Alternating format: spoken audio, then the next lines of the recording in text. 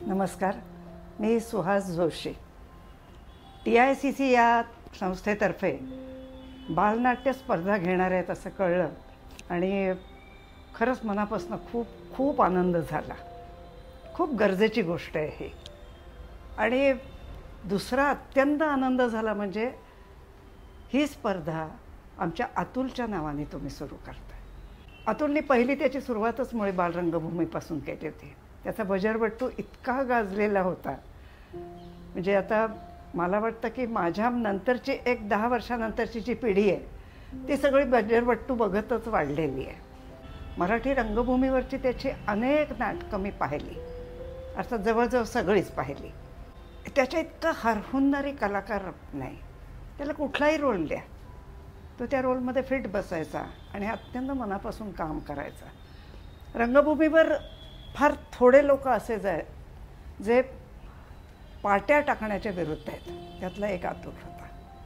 त्यांनी कधीही स्टेजवर पाट्या टाकल्या नाहीत. जे काम दिले ते अत्यंत मनापासून करायचं. अतुलच्याच नावाने अशी जर नाट्य शिक्षणच सुरू झालं, कारण स्पर्धा म्हणजे शिक्षण आहे. शेवटी तुम्ही स्पर्धेत भाग घेणार आहात याचाच अर्थ तुम्ही काहीतरी नाटकाबद्दल शिकणार आहात.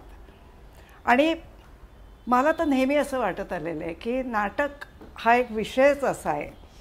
मी त्याच्यात पडले म्हणून म्हणत नाही आहे, पण हा विषय एक असा आहे की तो प्रत्येकाने हाताळून पाहायला पाहिजे. तुम्हाला माहीत नाही पुढे तुम्ही कोण होणार आहात आणि काय होणार आहात. लहान मुलांना तर खरंच माहिती नसतं, काहीही होऊ शकतात.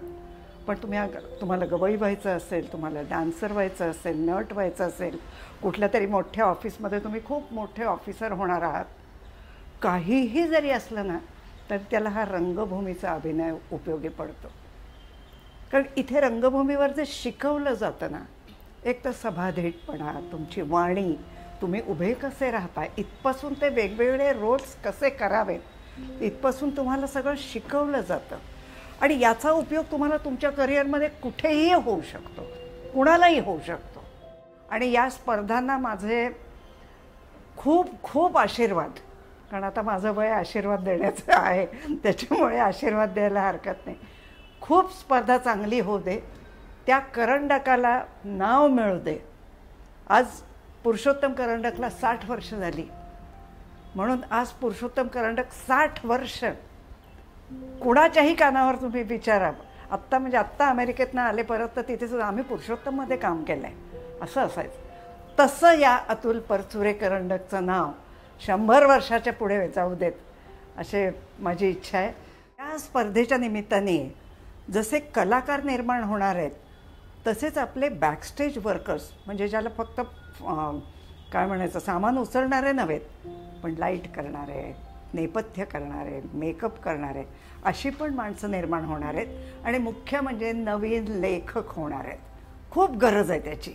बालनाट्य ही अत्यंत गरजेची गोष्ट आहे आणि ती करायलाच हवी होती कोणीतरी. आणि त्याच्यात तुम्ही स्पर्धा घेताय हा मला जास्ती आनंदाची गोष्ट आहे.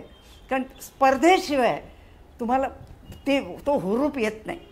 कितीही म्हटलं तरी की तो काही नाही, आता स्पर्धा आपला नंबर आला पाहिजे, मग आपण जीव लावून सगळं करायला तयारी असते. आणि मुलांची तर असतेच असते.